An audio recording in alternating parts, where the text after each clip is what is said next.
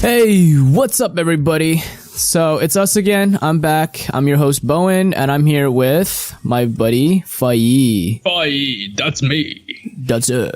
So good news, everybody. Faye finally got the microphone that we needed, and he sounds a lot better now. So cheers to that. I'm not speaking from the engine anymore. I'm okay. You don't sound like you're coming from an airplane anymore. Or a helicopter. Yeah, exactly. Houston, we got a problem. Send me that mic from Canada. That took a while to get there. Canada Post is a piece of shit. I looked at it as a Canada Post. Anywhere, anytime. I'm like, okay. Yeah, okay. They literally looked at me and they're like, there's a chance this isn't gonna make it. And I was like, why the fuck would you say that? Right before I paid for it and I sent it. Oh my god. Why did you do that with a no tracking number? Holy crap. Because the other option is like $50. And like, that's retarded. That's little retarded. Yeah, screw Canada Post if you're doing international. Go UPS or something.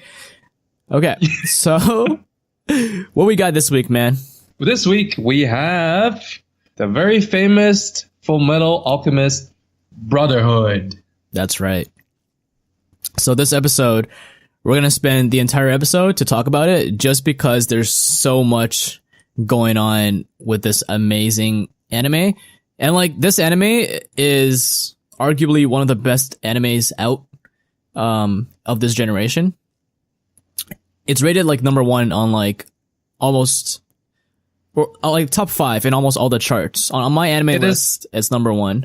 It is the top of the top for the list of all lists. Yeah. It's ranked up there on almost all the lists. And anyone says, what's your top anime? Fullmetal Alchemist Brotherhood. So yeah, we're gonna do a in-depth review of that anime in this episode. So stay tuned. It's gonna be great. But first of all, we're gonna talk about a season recommendation of this new season. Which anime we recommend you watch. So first up, I got Dororo. And this anime actually started last season, which carried over into this season. It's kind of like, was it Shield Hero? Because it started before and now it's continuing throughout this season. But you should definitely watch it. Go back and check it out.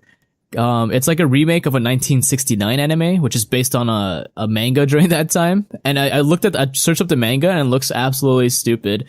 Like the drawing looks really, really hilarious. So I think, they actually changed it up in this animation and they did like a really good adaptation of it. And they kind of made it so that it's more suitable for today's kind of style of anime. And it has like this old, like really old school OG vibes with like some of the top animations that you'll see. It's got like this kind of feel of like Akira, like those kind of movies. And I would say it's kind of like a mixture of everything that is samurai related.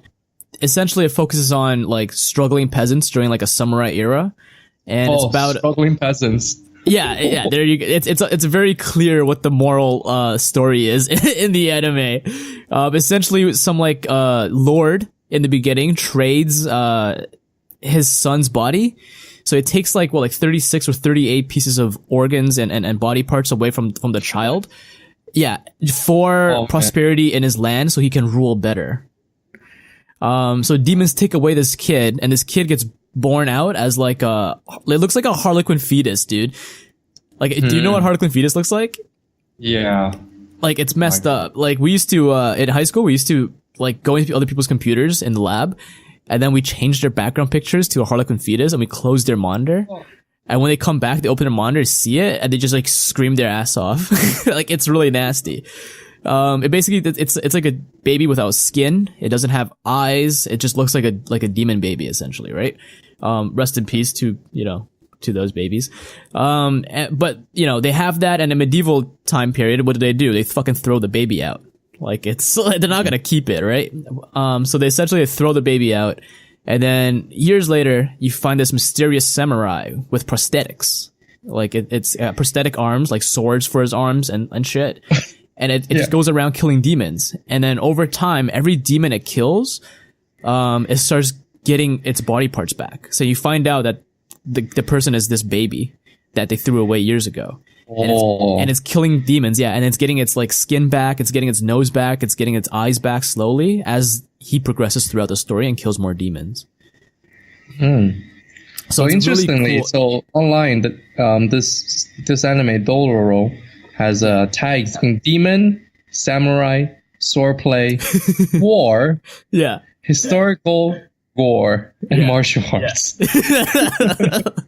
So it's quite. It's super samurai, but I would say it's a mixture of you know the game Sekiro Die Twice, the new game that came out So it's like a mix of Sekiro Die Twice, Berserk, and a little dash of Samurai Champloo. But like all mixed up really really good and done really really well. So, and like from the quick synopsis that I gave, it sounds like a really cool plot to wrap around, you know?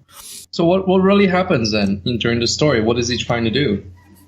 That's the thing. Like, so he slowly just ends up killing demons because he's trying to get his body back.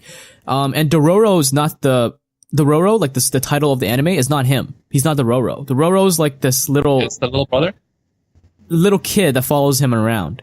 Cause little kid's like a war orphan, and he follows him around. And why I say it's like Samurai Champloo is because every episode is like a part of the adventure.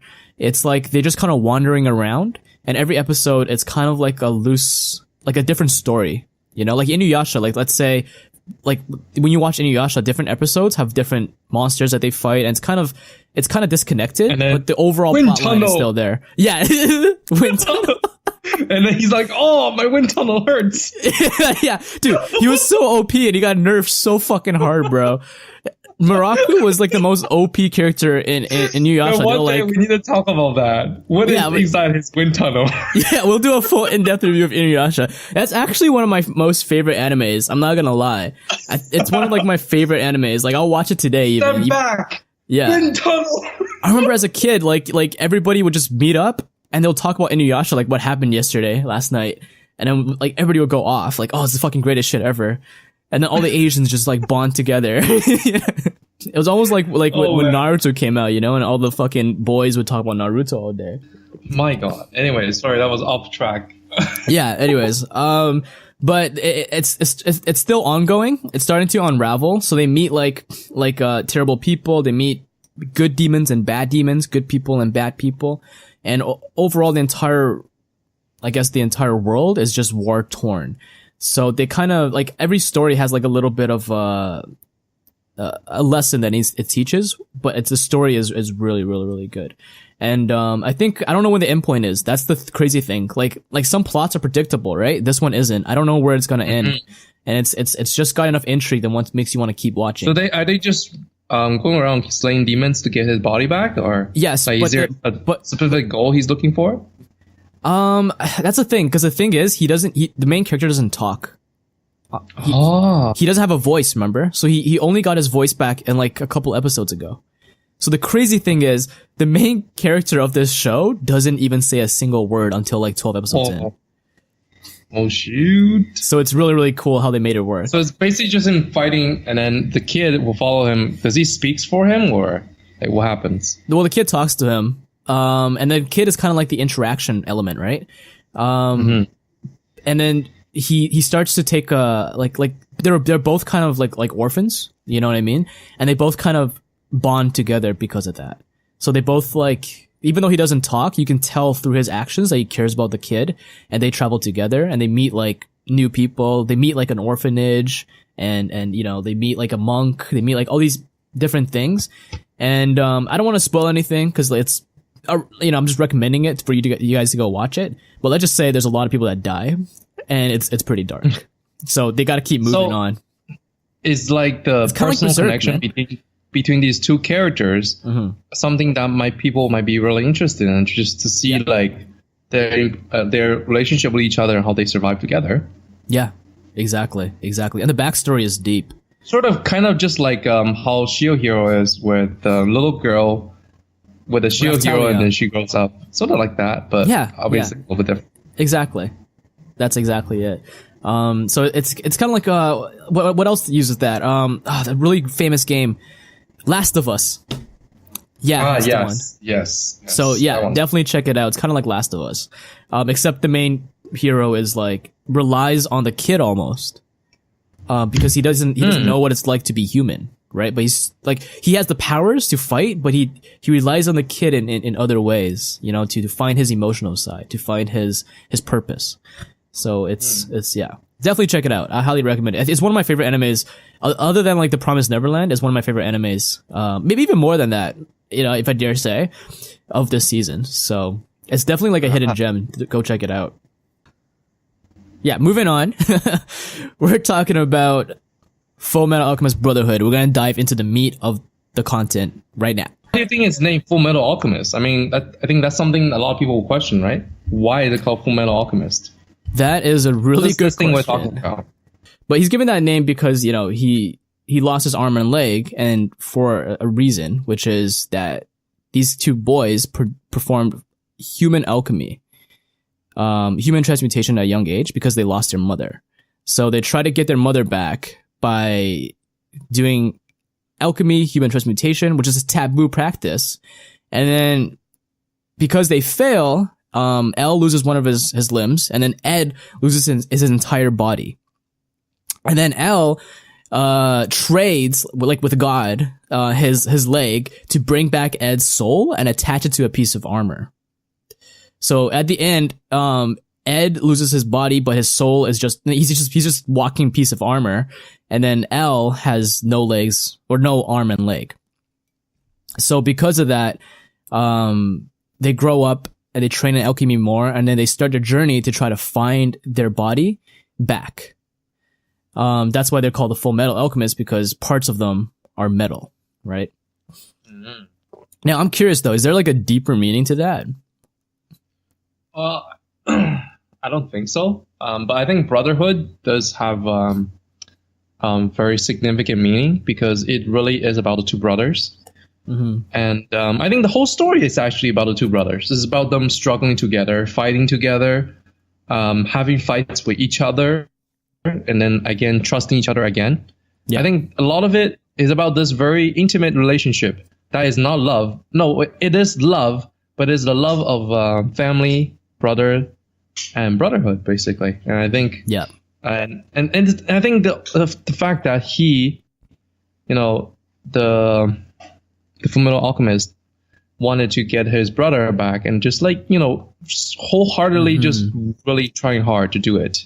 I think that really is a really big attraction point, because you get a lot of love story between opposite sex, but not within well, there is some within family, but I don't think they are as not this kind. Like, not this kind, you know, like. Yeah.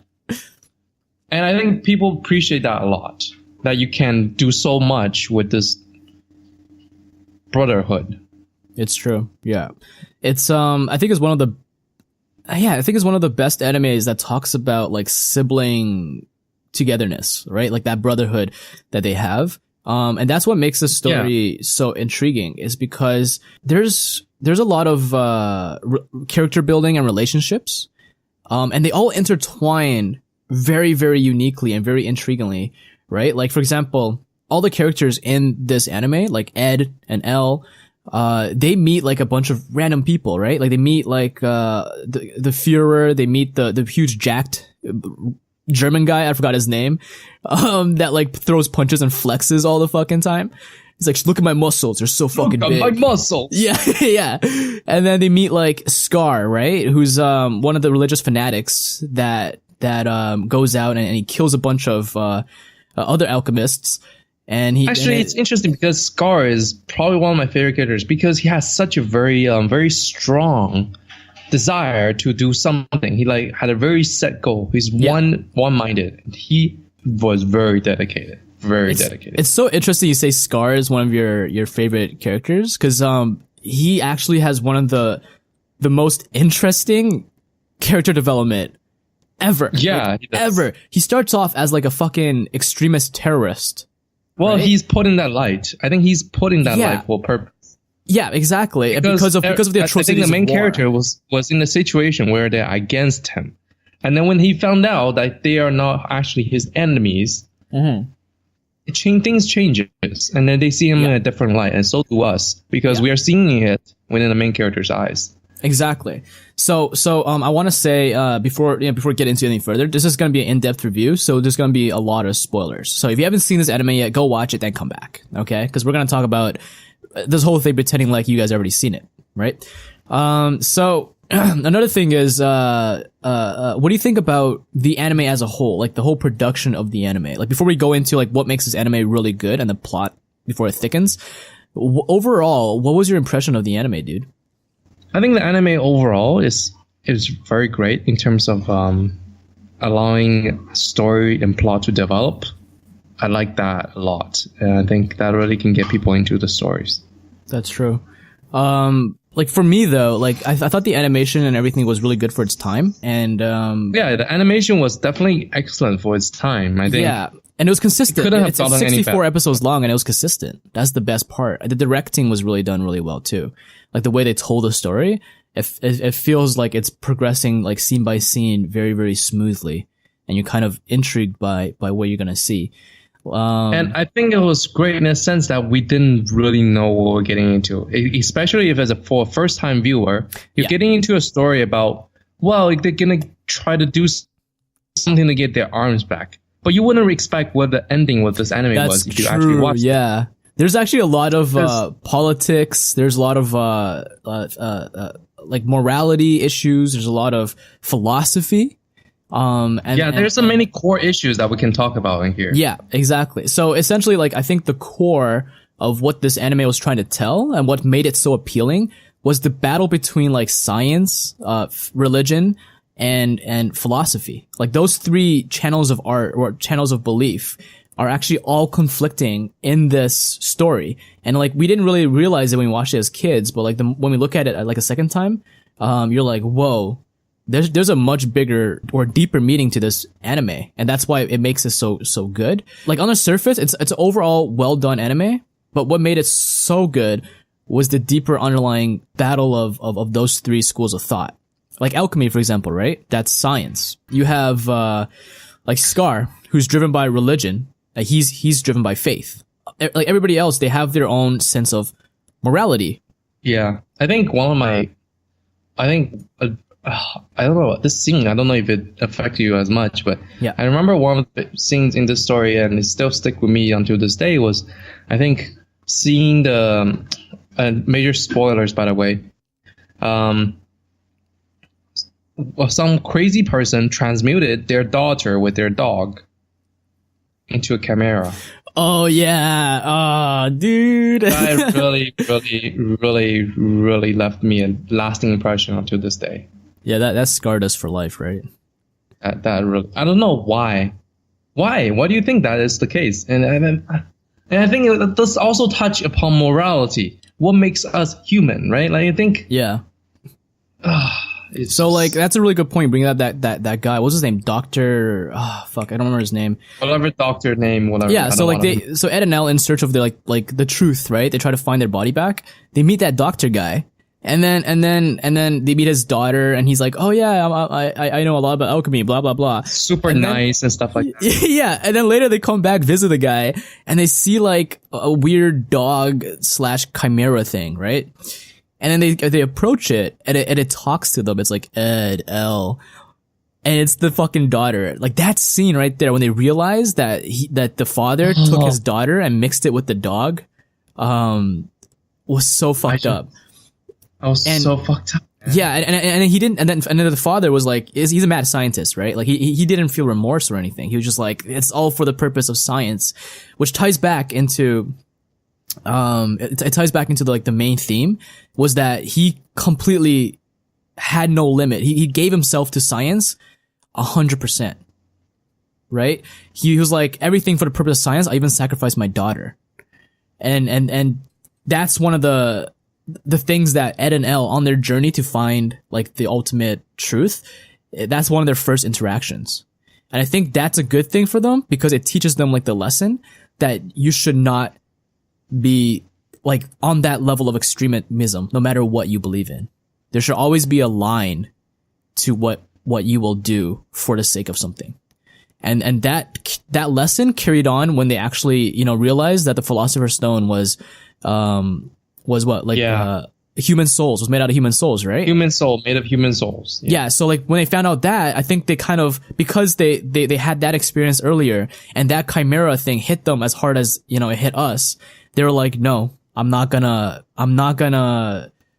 sell out for this, cause this isn't right. I'm gonna find another way to do it. And I didn't realize that how those two scenes connected. Because like Ed and Elle, because they're little kids, like they're kind of like 14 years old when they go on their journey, right? Yeah. Throughout their entire brotherhood, they learn things together by seeing all these fanatics and crazy people, right? They meet Scar. Yeah, they meet, and it creates a very distinct contrast between them and them, the two of them. Yeah. Right? And you realize, like, there's people out there that can do stuff like that without remorse, and they can feel justified. Yeah, exactly. Somehow. And like, I think Ed and Elle, like throughout their entire story, they're not only are searching for alchemy and improving their alchemy, they actually also improving their morality.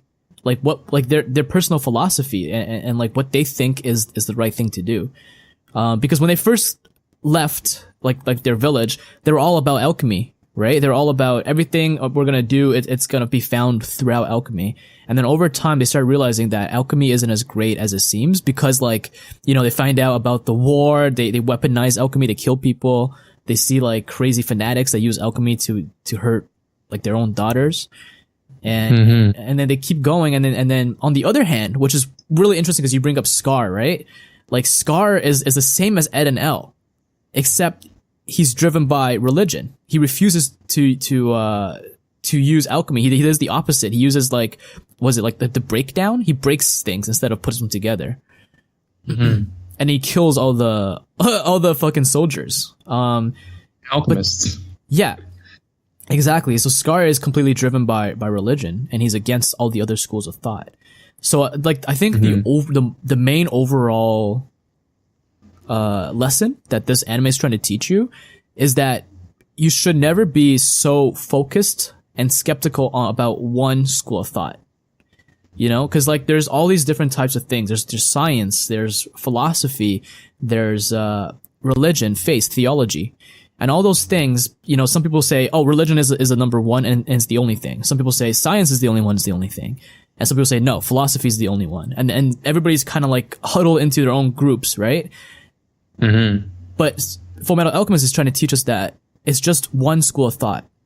There's so many other ones. And when you embrace all of them, right, they get connected nicely and you have this balance. And that's where Ed and Elle did in the end. And that's what made them so successful. Like they were the only ones to find their end, right? Yeah, throughout the series, I mean, they were looking for the Philosopher's Stone because they believed it was one of the catalysts to get them their body back. Yeah. And in the anime, a few times they actually had their hands on the Philosopher's Stone. Different philosophers, big or small. Yeah. Could have easily achieved what they needed to get their body back and stuff like that. But they didn't, because they knew what it took to get those Philosopher's Stones, what it meant morality-wise, and what it mean physically for people. And they know the significance of these things. And they made a choice. I think that's what's most important, is that they made the choice, the conscious choice to decide to not to use other people's souls to achieve their own goals. Exactly. They didn't just, they said, okay, you know what? Yeah. Even for each other, even for their brother, for their arms, for their lives. Exactly. They didn't choose to do it. But it was selfless. You're right. And guess what they chose instead? They chose to go out and seek new knowledge. They said, maybe alchemy isn't the only answer. Right? They said, we're gonna try out, what was it? The Asian guy, the emperor. What was his name again? I keep forgetting. I'm really bad with character names, guys. But you know what I'm talking about? Like the prince that comes from like the land from the east. Yeah. And he has like a whole new school of alchemy. And then when they saw it, they weren't like, oh, what is this fucking, what do you call it? What is this bullshit? They were like, oh, this is cool. This is a new school of thought. Let's go learn it. Let's go figure it out. And because of that, that's what helped them defeat Father. Remember? They combined the two together. They actually had a panda pet. That was cute. Oh, yeah, the little panda. Yeah, the little girl in the panda. Remember, I was always on the little girl's head. Yeah. That is awesome. I think, like apart from the deep meaning, the thing that I think the anime did really well was it balanced like humor. Like it was lighthearted enough for you to kind of just watch it for like the anime's sake. And then the deeper meaning was kind of hidden away, for you to figure out. It's like part of the lore, part of the subtle things. And, because it was, and the thing is, when it's light, it's very light. And when it's deep, it's so deep. Like if I didn't do research on like philosophy and like stuff like that, I wouldn't have really gotten like what the meaning was. Yeah, exactly. You know what I mean? And I think, that's really good about it. And like they sometimes make joke about each other's height, not drinking enough milk, which is some very, very, very, very, very lighthearted things. And then you have some very serious time where they talk about the meaning of life, what is important, and what is the value between the relationship between each other. Yeah, And it was some very deep philosophical things that they were really exploring. And at the same time, they try to make it a little more lighthearted at times. And I think it was very ironic that they named the stone Philosopher's Stone. That's true. But I like how they actually find it and they have a good explanation for it. And it was like that point when they found it and they found out it was human souls, it was as mindfucking as like when they found out about the Chimera. Cause like it's not even like halfway through the end, about like halfway through. And you finally realize, oh my God, the whole time they were seeking this Philosopher's Stone and they found it. And then they can't use it cause it's fucking bad. Yeah. And some viewers at home are going, some people are saying, just fucking use it. Screw it. I'm sure there's people out there that are like, guys, like it's right there. Just use it. And then at the end, Ed and Elle chose the more difficult path, which is to not do it. Another interesting point, a part of the story are the homunculi, I think. When they first meet the homunculi, which are actually named after the 7 sins. Which is interesting. Yeah. Who thought that they named themselves that? Or did they not? Or is it automatically assumed name? Well, actually, Father named them. So the controller of the homunculi named each of the homunculi part of the 7 sins because Father's like the main villain, right? And you find out about him like way down the road. But he plants the Philosopher's Stone into each of the homunculi, and so they can use like up the souls for powers. Essentially, they have magical powers. They can just use alchemy without equivalent exchange. Because they trade the souls inside the Philosopher's Stone for alchemy. Oh, yeah, okay. Yeah. But the best part is the homunculi were created by Father because him trying to be perfect, he pulled all of his 7 sins out and made it into the homunculi. That's why they're named after each of the 7 sins. Mm-hmm. So Father, like, if you guys don't remember, Father started off being like this little black round thing in a jar. Mm-hmm. Like years and years ago. And then it took over, one of the slaves, body, the guy who found the jar. And he took on the human form. And with his alchemy powers and everything, he became this ultimate shadow figure that controls the whole, like the whole country that Ed and Else live in. Because, one of the homunculi is the Führer. And he controls all of the homunculi. So therefore he runs the entire country. He's like a puppet master. And everybody else is just as part of his puppets. Yeah, this was quite shocking to a lot of people because they're like, wow. That's where the plot kind of thickens after they find the Philosopher's Stone and they realize they can't use it. And then they start finding out more and more mysteries. And then, they found out that the Führer was a homunculi. Because he's got the Ouroboros symbol on his eye. And then they find out, oh, there's another guy controlling the fucking king of our country, which is Father, who's a being trying to play God. Not just a being. I think he was also a homunculi, right? No, he was the first. Oh, I'm not sure what he is. That's the crazy thing. He's not a real, is he a homunculi? Because like he was the first one, homunculi? Yeah, he's the first. Oh, so he that's interesting. I mean, and it also kind of builds on like how homunculi are kind of humanish or whatever. But yeah, they're more than human, actually. I think they're more human than human because they're extreme in those sins. I think that was something that really touched upon is that these sins are all part of human. Exactly. They're what makes human, right? And they really try to manifest these traits in these characters to really show that extreme. At the same time, I guess teaching some lessons and making a good anime. But I think it was great that they do it that way. That was pretty deep. Like what you said there, that's so true. Like they made it so that like the sins are almost more human than some humans try to be, because they humans are not like perfect. Greed was such a good character. Like he was greedy. Yeah. Oh my god, that's so true. And it's teaching you like don't look down on your sins. Don't look down on your imperfections, because sometimes they're what makes you human, right? Yeah. Which kind of ties back to.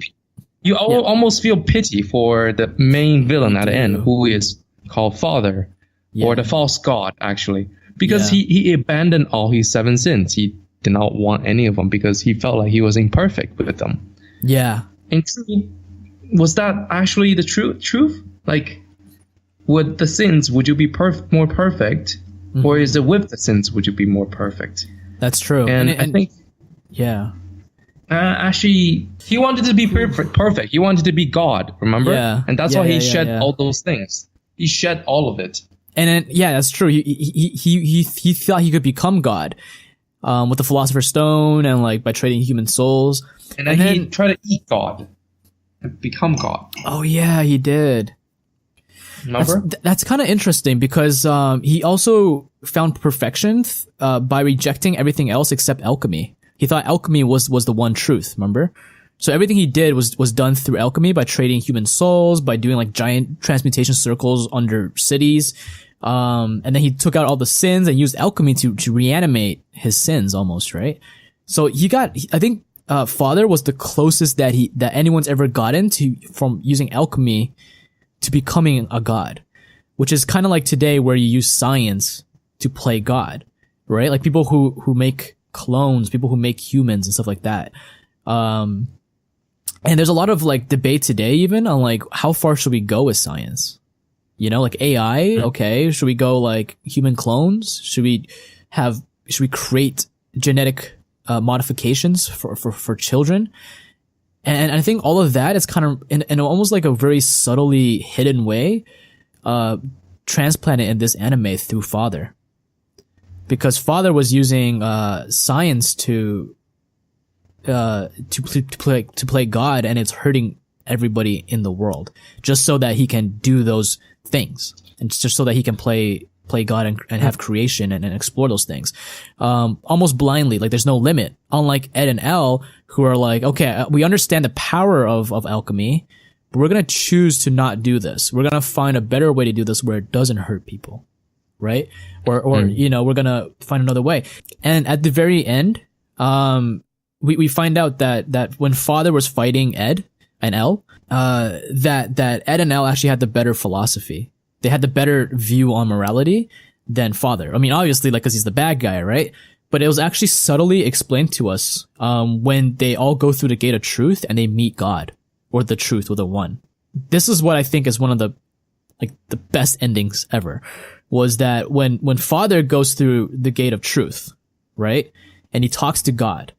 And then he's yelling at God. He's like, what did I do wrong? What's wrong? Like, all I did was try to find the truth. Is that wrong? You know, I'm trying to figure out what the purpose of life is and just explore and keep going. And that's the time that God tells him that his biggest mistake was basically his tunnel vision and his embrace of a single ideology. And that's what made him fail. And because of that, he gets punished and sent back to where he came from, which is like the depth of hell or some shit. Whereas when Ed and Elle went through the tunnel, he talked to God, showed that he grew a lot by sacrificing everything that he's learned. He sacrificed his gate of truth. He sacrifices his ability to do alchemy and to do science ever, to bring back their body. And then God at that point goes, you are right. You have found the truth. So then at the very end, which is really fucking cool, you find that they actually are leaving again, in search of more truth without, the ability to do alchemy, right? So they're going to go out and they're going to just continue to learn, even though they've lost the ability to like do science essentially, to search for other schools of thought and other practices, right? That can allow them to do the same things and be better and grow. So they showed two things that were different. One was that they had a limit to how far they would go. And they're not a fanatic that blindly follows something because simply that it demands it, right? Like, for example, they don't just go all out on alchemy, because for the purpose of research or for the purpose of getting powerful or purpose of, like whatever it is, getting what they want. They don't blindly follow, faith, right? They're not like Scar who like tries to blow people up or kill people or terrorize people for the sake of believing in faith, right? At the end, they adopt the ideology of going out and learning new things and not rejecting other schools of thought. Don't think that you are superior because you know one thing. They humble themselves and they say, I'm going to learn everything and I'm going to, be well encompassed and I'm going to go and explore. That's true exploration, not just driving through one thing and hurting other people, right? And I think, isn't that really ironic? Because when Father, the main villain, gives up all these 7 sins, which I will call the 7 desires. Yeah. He did it for the main desire of finding out the truth and all and I think these desires never really disappeared. And I think that was so interesting. That like, he gave up all these desires he have for a desire. So does that really mean he gave up anything? Well, what happened? I think he still had a desire, right? This desire to be perfect. Yeah. That in itself is a sin. What? Yeah. And what sin is that? That's a good one. Holy shit. He is that sin. He's a sin of perfection. Huh. That's true. He's the sin of perfection. Holy shit. That's deep. No one realized that, I think. Oh, dude. Father is a sin of perfection because he removed all the other sins. He's the only sin left. The sin of perfection. You're right. Yeah. It is a sin. How can you be perfect? There's no way to be perfect. Yeah.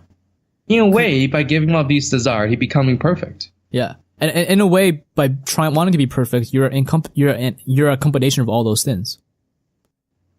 Wow. Almost ironically, right? Like, you want to be perfect, you're greedy, right? You're lustful, because if you're perfect, then bitches will love you.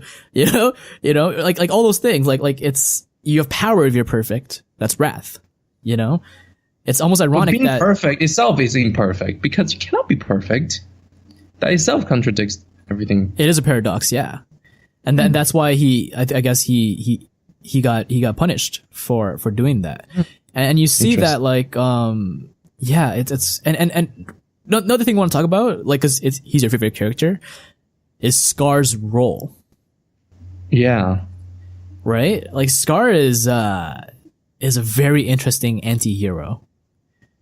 I think he's one of the best written anti-heroes in anime for a very long time. Because he started off as like a terrorist, essentially, right? He was killing people for the sake of Ishval, which is a place that got wrecked by alchemists because they came in, killed everybody, and we found out later it's for like the sake of the Philosopher's Stone. So Father was manipulating the king to go out fucking like fuck people up and fuck other countries up so they can transmute them into Philosopher's Stones. So they basically made... That was really screwed up. It's almost kind of funny though, because like they made money or they gained more power through war. So the more wars they have, the more power they have, and the more wealth they have. Which is kind of funny because that's kind of like America, right? But I think the emphasis isn't on America. I think it's just on militarism, which is another one of the key themes in the show. And I think it's more talking about like World War II Germany. Because the whole scene was kind of set around, like that time period, and then, you got the Führer, which is what Hitler was essentially. So that was... the main character is all blonde, so... Yeah. And the cool thing is, like, just like the lesson of the story, the whole anime is an encompassing of that. It talks about, it's a mixture of everything. It's a mixture of all the ideologies, and it's a mixture of themes. That's what the anime is too. It has, it has, about militarism. It talks about politics. It talks about religion. It talks about science. It talks about philosophy, and it's all mixed together into one balanced thing, and it preaches that. It teaches that maybe sometimes we got to open our minds and embrace a mixture of different things. Not one thing is the truth, but the truth is rather everything. The more I talk about this fucking anime, the more like deeper it gets, dude. Yeah. There's a lot. There's a lot. There's a lot of things and a lot of food for thought, I think. Yeah. We can probably talk for days. Yeah, we probably especially, I think sometimes even how the characters really communicate with each other. Yeah. It really, you start thinking like, why does he do that? Or why does she make that happen? And why does he even exist? What does his existence mean? Like sometimes that matters a lot. Mm-hmm. That's true. Speaking of existence, though, talk about existential crisis. Anyways, we're gonna talk about him anyways. Scar, like that guy, dude. He's a fucking crisis going on, man. So, anyways, I kind of lost track of myself there. But he basically like goes around killing people. But then throughout the anime, he realizes that he's wrong, right? Like he realizes that he's so. Oh my god, yeah, and the way he gained his power, the way he gained his power, yeah. And what his power meant. Exactly. He misunderstood it the whole time. Yeah, he misunderstood like exactly. That's so true. He misunderstood it.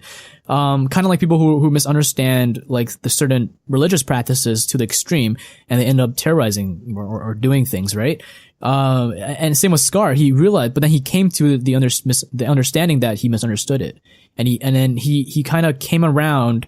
And he embraced alchemy on top of his faith. Like he never gave up his faith, right? He just kind of toned it down a notch, and then he also embraced alchemy and realized like his purpose essentially, and he felt remorse for the people that he's hurt.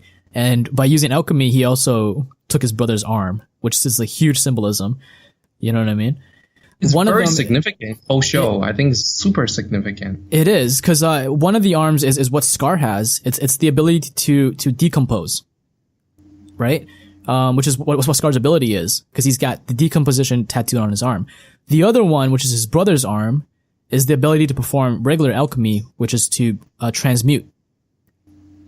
So at the very end, after he accepted his brother's philosophy, because he always thought his brother died for the sake of the army and that's why he was hell-bent, he realized that his brother's purpose or his brother's research was to balance the two together. Because in one arm you have alchemy, and the other one you have decomposition. And when you put the two arms together, which is what Scar does at the end, he's found the balance between the two. He essentially accepted alchemy and the Ishvalan thing, the tribal tattoo thing, which is decomposition. So one's to destroy and one's to create. And then instead of just being hell-bent on destruction, he embraced the other one, and he has both powers, which is to create and destroy. And that balance is what makes Scar one of the more interesting heroes later on, is because after he has both powers, like it's like yin and yang, like it's almost like he's found the way. The Tao. The Tao way. The way. Which is a mix between religion and science, if you think about it. Right? Mm-hmm. And that's what makes his redemption arc so crazy, is because he went on like a philosophical journey, a self-finding journey, where he went from like being a terrible bad guy to actually being a good guy and saving the day. Yeah, it's crazy. He went on a huge redemption arc, almost as good as Jaime Lannister. So anyways, I think we should also talk about the gate. Yeah. Those are the white room. That when people die or when people transmute, do human transmute or try to surpass the law of the world. When they try to play God. Trying to bring back that person. Yeah. Well, yeah, when you try to play God. You know what? That's what it means. When you try to play God, that's where you go. Yep, you go to the gate of truth. Yep, and you meet God himself. Yeah, and you meet God himself, and interesting. And then, what does the gate mean? So for me, I think it's almost like you go to there to meet God. It's almost like you go to court. That's what I think. Like it's almost like you're being faced with judgment. Judgment is looking at you. And I was just wondering, even at the end, I was like, does God even exist? Is that the God? Or is that just something else? Well, he says that I am what I am. I simply exist. Like, I am what you call God. I am what you call truth. Like, he's saying that he doesn't have a form. He is just an existence, he's just a being, right? And then he's like, whatever you label me as, that's what I am. Which means that, like, other people label him as different things in different schools of thought. Religion labels him as God. Philosophy labels him as truth. Science right? So he's everything. He's everything. He's all of it. Philosophy, you're looking for truth. Yep. And religion, you're looking for God. Yep. And he said, I am all of that. So that's why he's teaching people to believe in all of it, and not just believe in one. And then when Ed gave up his science, God was like, you're right. You found the answer, because you're not just so focused on science. You can give up any of the other ones and focus on other ones too, because I am everywhere. Wow. Yeah. Well, look at that. Isn't that deep? Wow. Yeah. So that's probably what the gate of truth is. It's you actually go through that gate and figure that out, and you meet God there. That was, what about the gate of hell? Like, you know, the one where Father lost, that he gets pulled into that? What do you think that was? Yeah. Interesting. It's the opposite, right? It's on the opposite side, because the gate of truth is in front and the gate of hell is in back. Right. But what does it symbolize? Like it's too, I feel like it's like, I mean, we can say obviously it symbolizes duality? Hell. Ooh, okay. Duality. Well, maybe we'll leave that to the viewers to think about. Yeah, maybe the viewers can tell us what it means. And it's definitely, I mean, for it to be on the opposite side, I think it tells something about it. The gate of truth and the gate of truth is a power of, was your power, right? Like your power of alchemy? Maybe it's like, maybe, I don't know. Cause, he came out of the gate, like the other gate. What's his name? The, Father, he came from that gate. He snuck out. Yeah, he snuck up on that. When he got pulled back, he actually went back into that gate. Yeah, where he came from. I'm gonna say, I mean, like, it sounds almost too simple. I'm just gonna say it's probably like hell or people who've, not found the gate of truth. Like, you know, like, I don't know. It almost feels too easy though, because I don't feel like that would be like Fullmetal Alchemist style. Anyways, that just kind of proves that there's always more Easter eggs that you can find just thinking about it, you know? And we'll leave that for the viewers. If you know what the gate of the other gate represents or whatever, let us know. Tweet at us at the Rubik Cube, or like follow us on Facebook. Yeah, let us know, because that'd be really interesting to find out. I didn't think about it that way. That what science was looking for, what you know, religion and philosophy. They're all looking to some fairly similar things. Yeah, but they're so separated.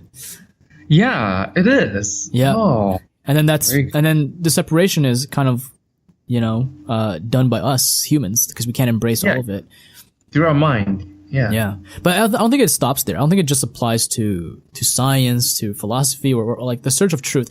I think it applies to almost like a simpler version, like the politics. In science, we're searching for our existence. Where do we come from? Do we come from this Big Bang thing? Do we come from this? And through, you know, God, through God, maybe God created us, or do we come from this religion? Yeah. Somehow of a rainbow of water that like created life, or whatever it is. Yeah, exactly. What do we believe in? Like, looking for the meaning of our existence, the meaning of our life. Yeah, and the meaning of the whole universe, and that is truth. It is, in matter of fact, and it is.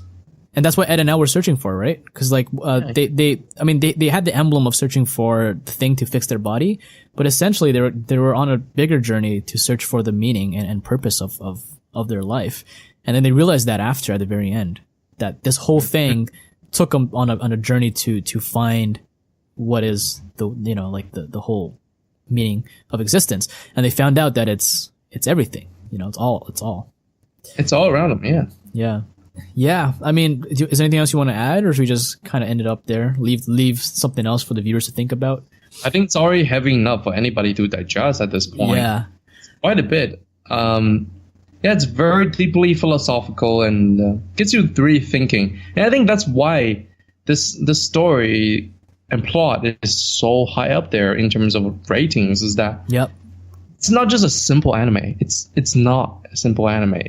It doesn't have the answers for all your questions. It does have all the questions for your answers. It's really like gets people thinking, and it takes people on a ride. It does, and it's a very deep and meaningful ride that they get onto. Right. And everybody take a different lesson out of it, and I think that's very good. I think that's super good. Yeah.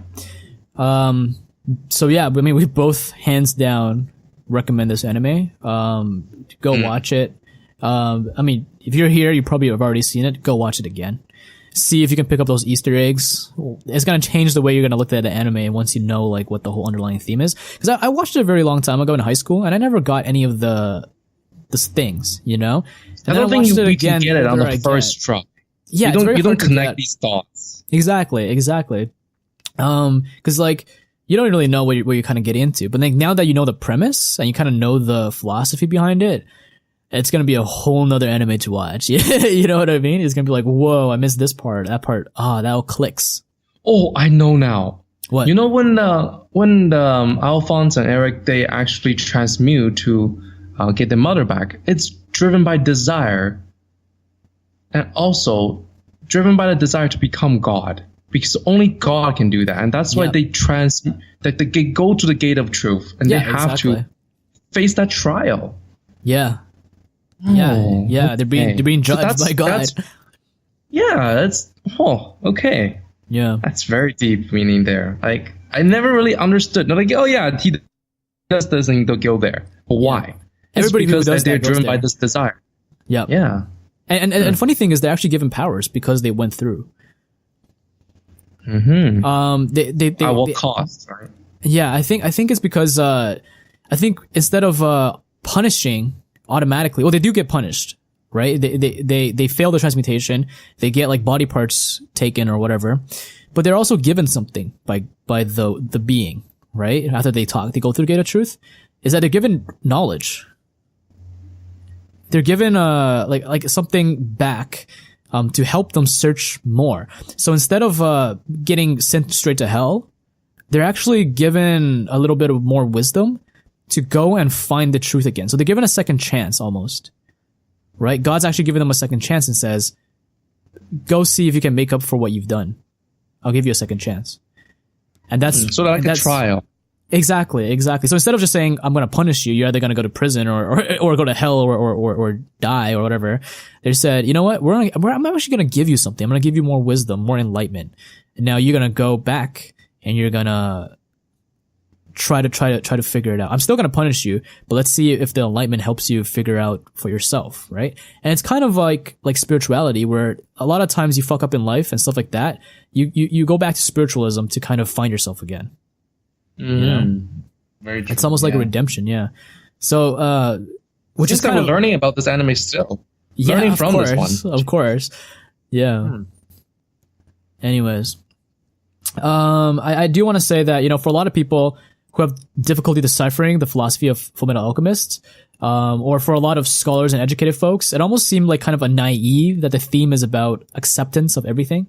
Like it's almost kind of childish, right? It's you're trying to find out the truth, but truth does not exist in this anime. You have to really look beyond it. Yeah, it almost seems like a cookie cutter thing where, like the main story is to embrace everything, embrace everybody. Especially like when today, like scientists and scholars are known to be skeptics, right? Like that's our way of thinking is kind of accepted.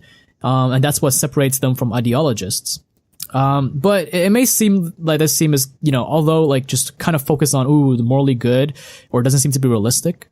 But perhaps maybe humanity simply just doesn't have the balls to go down this path. Maybe we're so used to rejection and nihilism and skepticism and following what we think is the right path because it makes us feel superior, that we don't have almost the mindset to go out and embrace more than one school of thought. So maybe it's that rather than what we're so used to, which is to follow blindly one school of thought. Maybe it's time for us to take the more difficult path like Ed and Elle and try to see if we can embrace others as well. Because maybe then you'll find the actual truth of what you're looking for. It's enlightening, but it's also, apart from all the deep shit, it's actually a really good anime just to watch for the hell of it. Like it's got comedy, it's got good character development. Yeah. Amazing animation, amazing story, and amazing plot. It will have some scenes of crying, scenes of happiness, and scenes of puzzling, Brotherhood. upsets. You feel all sort of emotions. Yeah. So it's definitely a multi-layered cake, this one. And this is probably also on our list and a lot of people's lists as one of the top animes to watch. And it's a great way to start too. So yeah, that's all for this week's in-depth review. We're probably going to do more of these, right? We're probably going to talk about some other really good animes that probably takes a whole episode to talk about. Maybe like Death Note or whatever else. So stay tuned if you like what you hear. Subscribe, follow us for some more episodes. Me and Faye will be back next week. Well, guys, see you later. It's been a fun talk today.